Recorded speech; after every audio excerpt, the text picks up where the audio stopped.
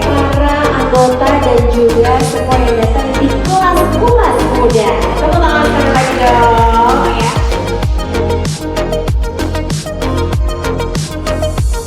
Ini kelas Humas Muda ini volume 2 ya. Kalau ini cakep banget sih acara ini. Yuk kita bisa kolaborasikan apa yang inline dari sisi kreativitas dan bagaimana Humas sebagai garda depan ini bisa mengkomunikasikan narasi publik dengan baik bersama kita.